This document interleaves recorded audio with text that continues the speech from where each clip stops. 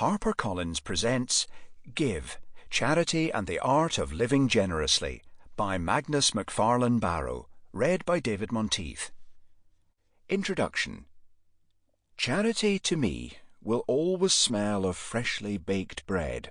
During the summer of 1985, even as the man on the radio updated us on the Ethiopian famine and its mounting death toll, my mother was pulling yet another batch of loaves from our oven.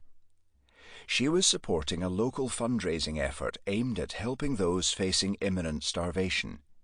Each warm loaf was adding to the delicious aroma in our house before being delivered to the village hall to be sold amid an assortment of donated home baking.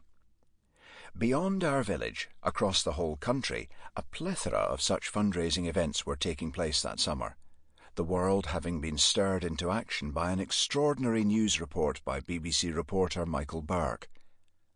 From a refugee camp in Tigray, surrounded by the dead and dying, he had described to us the closest thing to hell on earth.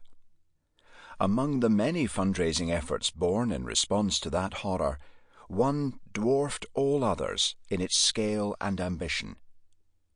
On 13th July 1985, along with 30% of my fellow human beings, I sat down to watch Live Aid on the television. For a teenager living in the pre-internet era, the opportunity to spend a whole day with my friends enjoying live performances by the superstars of rock and pop felt almost too good to be true. It was a great day.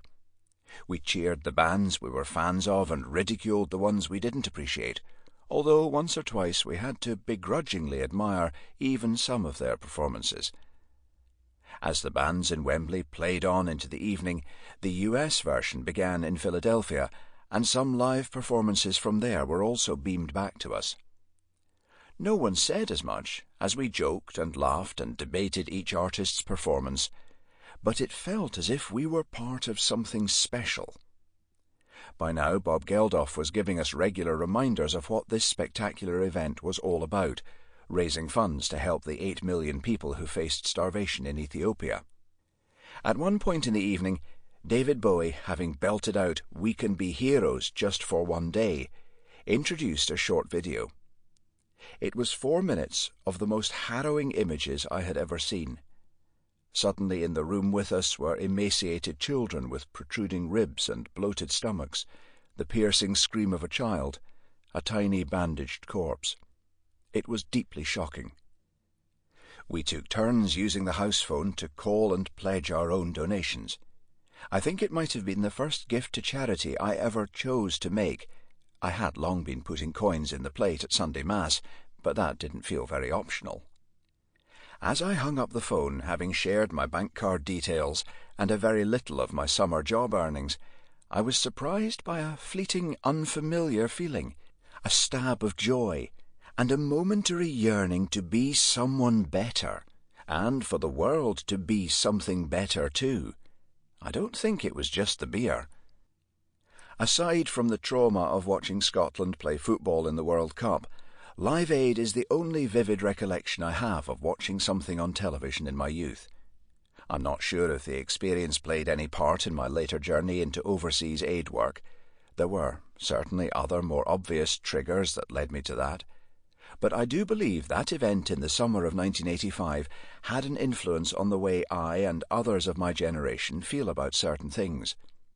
The advances in technology that enabled us to watch those simultaneous concerts, and which brought us distressingly close to the suffering in Ethiopia, were creating new neighbours in distant countries, both those who urgently needed our help and those with whom we could respond in solidarity.